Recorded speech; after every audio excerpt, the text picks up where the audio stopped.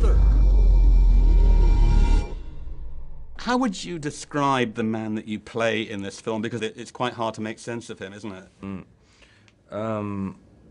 I think he's someone who's basically been severely bullied by everyone who's around him, like kind of who's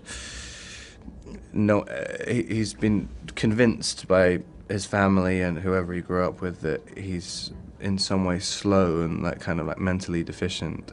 But I don't actually think he is. I think he's just been told it so many times that he's sort of regressed inside himself. And you know, he thinks he's incapable of a thought without. He just wants to be told what to do all the time.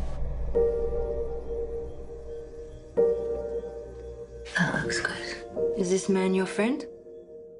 Tell me where your brother is. He's going south, a long way from here. I'll take you to him, I promise. In terms of an acting challenge, how did this push you? I mean, is it unlike anything you've ever done before? Yeah. I mean, just in terms of the physicality and stuff, it's but mainly because the script and the part as well. It was so loose about what the character was that you could really, you're quite free to do almost anything. And so you kind of, I think the one scary thing for me was doing too much, because you could just overload on, you know, weird tics and stuff. But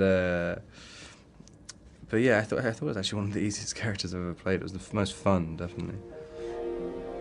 You don't learn to fight, your death's gonna come real soon.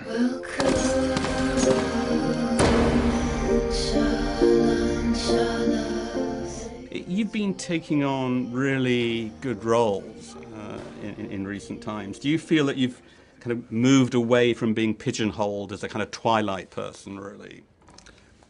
I don't know. I mean, it's still... I've just been really lucky with a few scripts. And then also people who I've been trying to have a relationship with for ages, different directors like Harmony Korine and James Gray. I mean, I've met them... James I met like 5 years ago, and it just so happened that suddenly these parts came along, and they all came along at the same time. But I basically still think exactly the same as I did years ago. I mean, I've sort of approached everything exactly the same. Thought you'd be working on your script.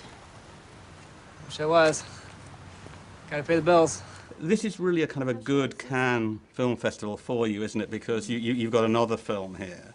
What kind of comment is that film making about Hollywood? I mean, I haven't seen it. I've heard it's a satire, though. Yeah. I don't know. I mean, there's definitely parts of it which are pretty savage. It was pretty savage about absolutely everybody, not just Hollywood. But there's also a kind of weird mysticism to it as well. It's such an odd film. It's so funny, though. But I don't know. I mean, I don't know what David's comment on... Yeah, I don't really know what his comment on Hollywood is. I mean, because I find all these people, I find all the weirdos in Hollywood like kind of really funny and entertaining. I mean, and I think they're really funny in the movie. Like, no matter how dark they are and self-obsessed, I mean, I think it just shows a lot of how crazy actors are. How do you feel that you move forward as an actor? How do you grow? Do you make a conscious effort to look at other actors? Do you listen to what directors tell you? How does it work? Yeah, I mean, it's little bits of everything. I mean, you just try and work with clever people and people who are ambitious and you know and know how